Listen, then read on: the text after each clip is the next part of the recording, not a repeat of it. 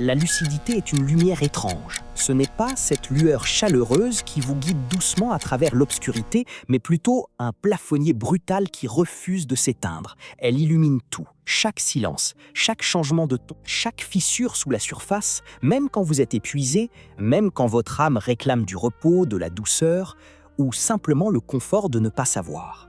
La plupart des gens traversent l'existence avec des lumières tamisées, juste assez pour fonctionner. Ils remarquent ce qu'ils ont besoin de remarquer et rien de plus. Mais certains esprits n'ont pas d'interrupteur. Pour eux, la conscience est toujours enclenchée. Et si cela ressemble à de l'intelligence ou à de la profondeur, c'est souvent comme vivre dans une maison sans rideaux. Rien ne s'estompe, rien ne devient flou, rien ne disparaît vraiment. Quand vous êtes trop lucide, vous ne vous contentez pas de vivre les moments. Vous les surveillez. Vous percevez les non-dits avant même que les mots n'arrivent. Vous ressentez la tension avant qu'elle n'ait un nom. Vous remarquez que quelque chose cloche bien avant que quiconque ne l'admette. Et même dans le calme, même dans l'immobilité, votre esprit continue de scanner, de lire, d'interpréter. Ce n'est pas parce que vous voulez suranalyser, c'est parce que votre système nerveux ne sait pas comment arrêter de chercher. Et voici le paradoxe que la plupart des gens ignorent. Ce niveau de conscience n'est pas toujours un cadeau. C'est parfois une forme d'éveil qui n'a jamais appris à se reposer. Un esprit qui a appris à rester en alerte si efficacement qu'il a oublié comment dormir tout en étant éveillé. C'est là que l'histoire commence vraiment. Pour l'esprit trop conscient, la vie n'est pas une suite de moments simples. C'est une équation, silencieuse, invisible, qui tourne constamment en arrière-plan. Chaque interaction devient un problème à résoudre, non par suspicion mais par instinct. Vous n'entendez pas seulement ce que quelqu'un dit, vous remarquez combien de temps il a hésité avant de le dire. Vous n'enregistrez pas simplement un sourire, vous captez la demi-seconde où il s'est effacé trop tôt. Vous ne lisez pas juste un message, vous ressentez le poids de ce qui n'a pas été écrit. Pourquoi l'ont-ils dit de cette manière? Pourquoi maintenant et pas plus tôt? Pourquoi cette pièce semble-t-elle différente aujourd'hui? Même si tout semble identique, alors que les autres sont simplement présents, votre esprit travaille dans les coulisses, reliant les points, traquant les schémas, mettant à jour son modèle interne du monde. C'est comme vivre avec un second écran toujours ouvert. Une partie de vous participe. L'autre observe, calcule, ajuste. Un SMS banal n'est pas juste un texte. Une réponse tardive n'est pas juste une question de timing. Un changement de ton n'est pas juste une humeur. C'est une donnée et cette analyse constante est épuisante. Pas parce qu'elle est négative, mais parce qu'elle ne s'arrête jamais. Votre cerveau traite la réalité sociale comme un ingénieur traite un système. Si quelque chose change, il doit y avoir une raison. Alors, vous la cherchez, vous rejouez les conversations, vous traquez les incohérences, vous tentez de comprendre ce qui se passe sous la surface pour rester orienté, préparé en sécurité. L'ironie, c'est que rien de tout cela ne semble dramatique de l'intérieur. Cela semble responsable, réfléchi, voire nécessaire. Mais avec le temps, quelque chose de subtil se produit. L'équation commence à remplacer l'expérience. Vous êtes si occupé à résoudre le sens de la vie que vous vous autorisez rarement à simplement être à l'intérieur. Et lentement, sans vous en rendre compte, la présence est échangée contre la précision. Il existe un type particulier de conscience qui ne se contente pas d'observer le monde. Elle s'observe elle-même. La psychologie appelle cela la métacognition, la capacité de penser à sa propre pensée. Pour la plupart, elle s'allume occasionnellement. Pour ceux qui sont conscients, elle ne s'éteint presque jamais. Vous ne ressentez pas seulement une émotion.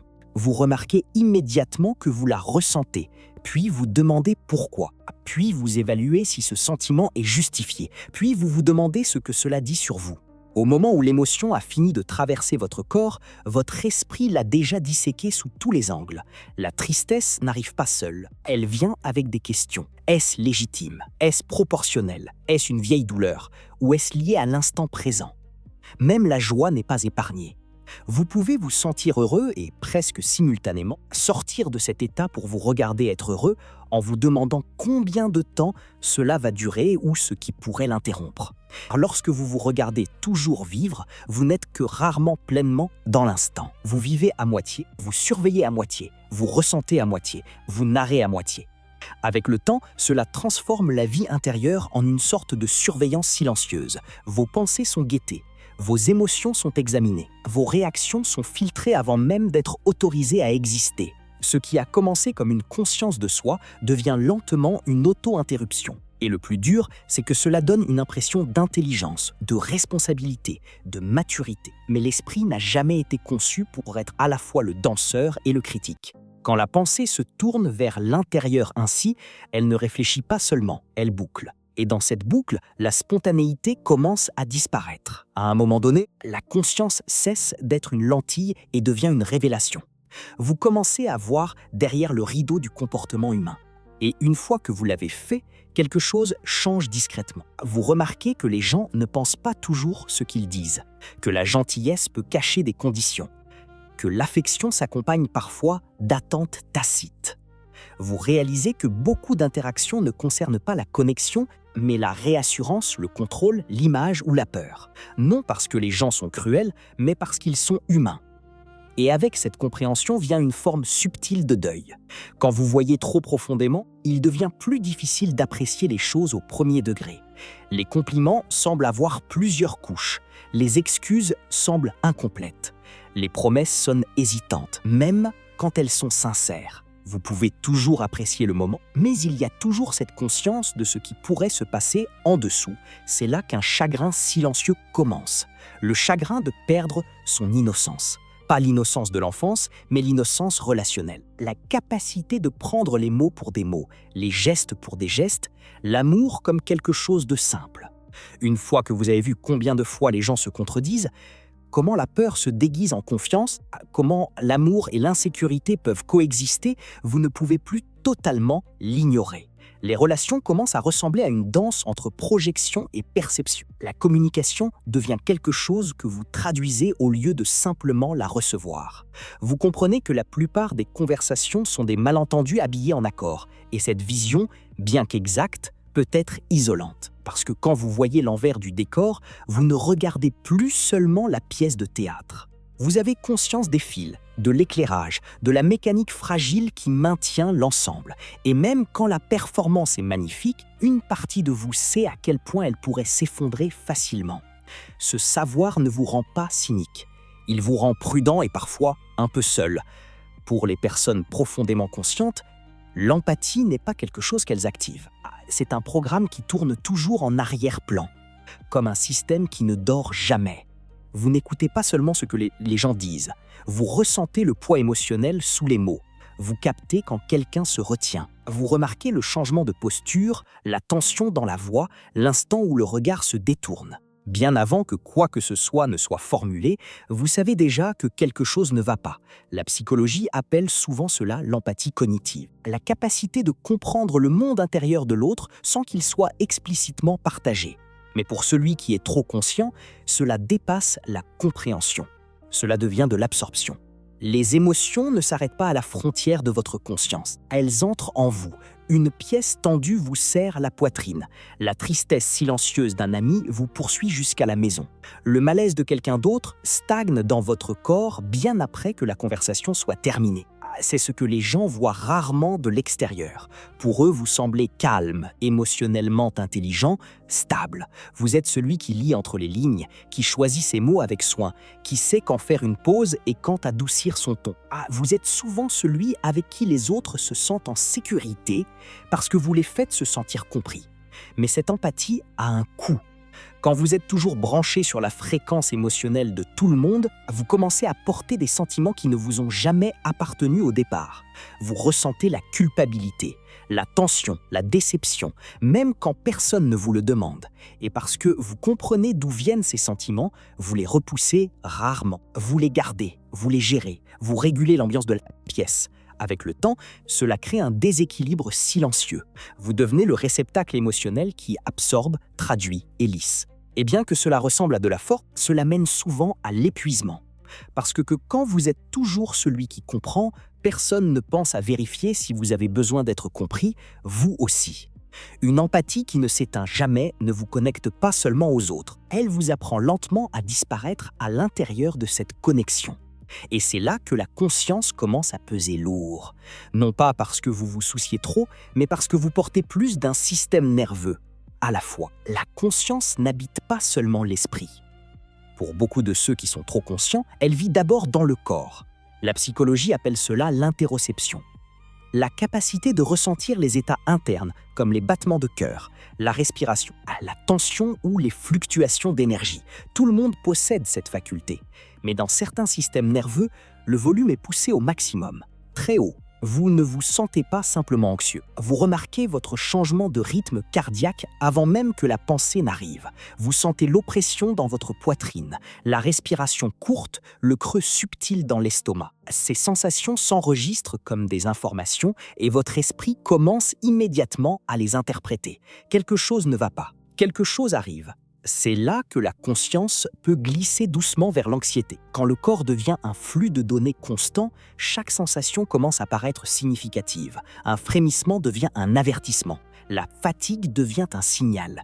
L'agitation devient un problème à résoudre. La ligne entre une sensation passagère et une menace commence à se brouiller. L'ironie est que cette sensibilité ne s'est pas développée pour vous nuire, elle s'est construite pour vous protéger. Un corps qui a appris à rester en alerte a appris à détecter les changements très tôt. Mais sans guide, l'interoception peut se retourner vers l'intérieur et amplifier la détresse. Le système nerveux commence à scanner son propre hôte comme il scannait autrefois l'environnement. Avec le temps, cela crée une boucle. La sensation déclenche l'interprétation. L'interprétation déclenche la tension. La tension crée encore plus de sensations et soudain, le corps devient bruyant, encombré de signaux qui ne s'apaisent jamais vraiment. Comprendre cela est crucial parce que le but n'est pas de ressentir moins, c'est d'apprendre quelles sensations nécessitent votre attention et lesquelles peuvent simplement passer sans être transformées en une histoire. Ce niveau de conscience n'apparaît pas de nulle part, il a une histoire. Pour beaucoup, l'hyperconscience commence dans l'enfance, non pas comme un trait inné, mais comme une adaptation. Dans des environnements où les émotions étaient imprévisibles, où les humeurs pouvaient changer sans prévenir, ou bien là où la sécurité dépendait de la lecture de signaux subtils, la conscience n'est pas optionnelle, elle était nécessaire. Enfant, vous avez peut-être appris à scanner une pièce dès que vous y entriez, à noter le ton avant les mots, à tâter la température émotionnelle avant de décider comment parler, ou s'il fallait parler tout court. Vous avez appris quand devenir silencieux, quand être conciliant, quand disparaître juste assez pour rester en sécurité. Personne ne vous a appris cela explicitement. Votre système nerveux l'a appris pour vous.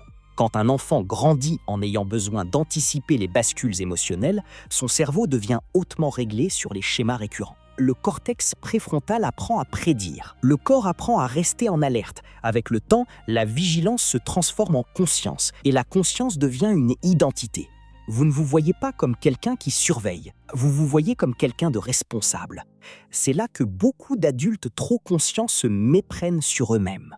Ils pensent qu'ils suranalysent parce que quelque chose ne va pas chez eux, mais ce qu'ils vivent est le résidu d'une intelligence façonnée par la survie. Leur sensibilité n'est pas née d'une fragilité, elle a été forgée dans l'adaptation. La tragédie, c'est que ce qui vous a autrefois gardé en sécurité ne sait pas toujours quand se retirer. En tant qu'adulte, votre environnement est peut-être stable. Vos relations sont peut-être calmes, mais votre système nerveux fonctionne toujours comme si tout pouvait changer à chaque instant. Alors, il continue de scanner, il continue d'écouter, il continue de se préparer.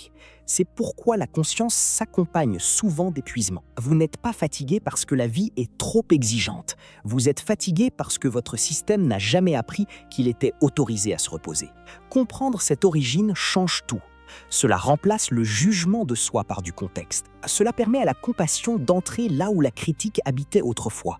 Vous n'êtes pas né trop conscient. Vous l'êtes devenu parce qu'à une époque, prêter attention était vital. Et le but aujourd'hui n'est pas d'effacer cette conscience, c'est de lui apprendre que le danger est passé même si la sensibilité demeure. C'est là que la guérison commence. À un certain point, la conscience cesse d'être une observation et devient discrètement un contrôle. Pas un contrôle au sens évident du terme. Pas de domination, pas de manipulation, mais une stratégie interne. Si vous pouvez prédire ce que les gens vont faire, si vous pouvez anticiper les changements émotionnels avant qu'ils ne surviennent, alors peut-être que vous ne serez pas pris au dépourvu. Peut-être que rien ne fera aussi mal. C'est là que l'hyperconscience se transforme en une forme de préparation. Votre esprit fait tourner des simulations en permanence. S'il s'éloigne, vous saurez déjà pourquoi. Si l'humeur change, vous serez déjà blindé. Si quelque chose s'arrête, vous l'aurez vu venir. La compréhension devient une armure, mais cette vigilance, ça a un prix. Pour rester préparé, vous devez vous extraire légèrement de la vie. Vous cessez d'habiter pleinement les moments parce que vous êtes trop occupé à traquer là où il pourrait mener, la joie arrive et une partie de vous surveille déjà la chute. Une connexion se forme et votre esprit commence à calculer la distance, le timing, la probabilité. C'est ainsi que la conscience nourrit la paralysie de l'analyse. Chaque décision pèse lourd. Chaque action est filtrée à travers les résultats potentiels. Vous avez déjà vécu 10 versions du futur avant même que le présent ne soit fini. Alors, vous hésitez. Vous retardez, non pas parce que vous vous en moquez, mais parce que vous y tenez tellement que vous essayez de vous protéger du regret, de la perte ou de la surprise. Ce qui est ironique, c'est que cette tentative de contrôle produit souvent l'épuisement même qu'elle essaie d'éviter. L'esprit reste tendu, le corps reste prêt, et la vie commence à ressembler à quelque chose que vous gérez au lieu de quelque chose à quoi vous participez. La conscience, utilisée ainsi, ne crée pas de sécurité. Elle crée de la distance. Parce que plus vous essayez de surpasser l'incertitude par la pensée, moins il reste de place pour vivre quoi que ce soit sans condition. Et lentement, sans s'en rendre compte, la protection remplace la présence. La solution à l'excès de conscience n'est pas de voir moins, c'est de porter moins. Pendant longtemps, la conscience a pu ressembler à une responsabilité. Si vous remarquiez quelque chose, vous vous sentiez obligé de l'interpréter, d'y répondre, de le gérer. Mais chaque signal n'est pas une mission. Chaque changement ne nécessite pas une action. Et chaque intuition n'a pas besoin d'être suivie jusqu'à sa conclusion. C'est là que la conscience commence à mûrir en quelque chose de plus doux. Apprendre à voir sans tout porter signifie développer une perception sélective. La capacité de remarquer sans absorber, de reconnaître sans réagir, de laisser certaines choses traverser votre conscience au lieu de les laisser s'y loger. Il y a quelques vérités silencieuses qui aident à recalibrer le système. Chaque silence n'est pas un message. Parfois, les gens sont juste fatigués, distraits ou dépassés. Chaque sentiment ne nécessite pas une action. Les émotions peuvent vous traverser sans être résolues, expliquées ou réparées. Et chaque intuition n'a pas besoin d'être exprimée. Certaines compréhensions sont faites pour être gardées, pas partagées, pas exploitées, pas analysées davantage. Il ne s'agit pas de devenir insouciant ou indifférent. Il s'agit de restaurer l'équilibre. La conscience sans limite se transforme en souffrance.